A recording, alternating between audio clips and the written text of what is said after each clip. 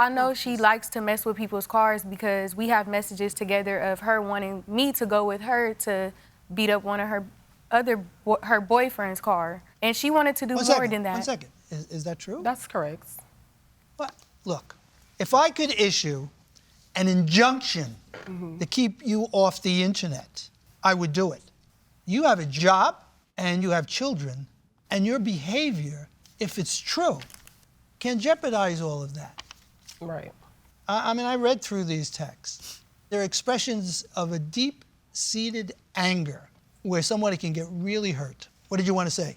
Also, I'm not excusing your behavior either. Yes, but her child's father has tried to say something to me, and we weren't friends at the time, but I screenshotted it and I let her know, and I have those messages too, that he did come at me inappropriately, and she was like, thank you for being a friend, thank you, because a lot of people don't do that. I mean, to he me. came on to you? Yes. He apologized. He texted me back. I have those messages too, that he apologized saying, I didn't mean to come at you like that. I have nothing further. So she's bringing this up now to justify what she did. All right, thank you. Yeah, you can have a seat, ma'am. Thank you. First of all, this is the vehicle inspection report that you gave us. This was the estimate to fix your vehicle, correct? Yes. $1,800 for the paint scratches, repairing those. Yes. There's about another $2,500 because the Snickers bar in the gas tank messed with the fuel injector and the gas lines in the gas tank. Yes. So that's why you've got about $5,000 worth of damage, because not only did the car need to be repainted, but you had to replace all of the pieces of the fuel injector and everything like that. Yes. Okay. So I read the text messages. It doesn't say that she lied.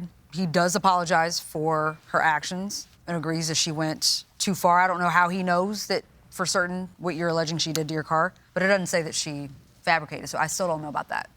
We got to do better, guys. This is embarrassing.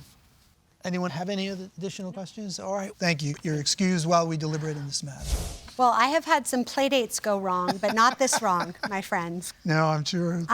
Legally, I think this actually comes down to the burden of proof.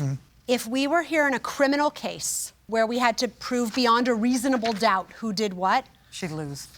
You said she'd still lose. She'd lose. I might not be entirely sure whether she or one of her friends actually keyed the vehicle. We might be a little bit short of proving that the defendant was responsible for the damages. But in a civil case where we just have to show it's a tiny bit more likely than not, I absolutely believe it's a tiny bit more likely than not that the defendant is responsible for the damages to her vehicle.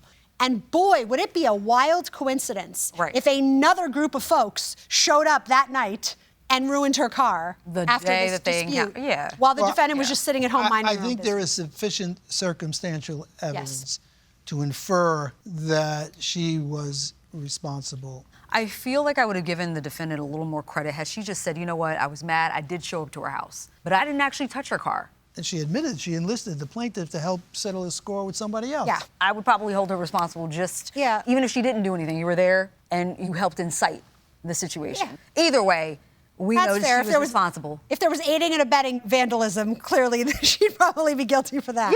Yes. But fortunately, we don't have to decide that. We don't.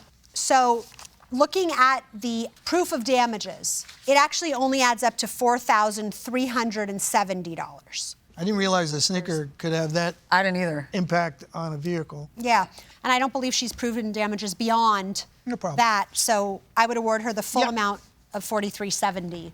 Yep. And we have a verdict. We have a verdict.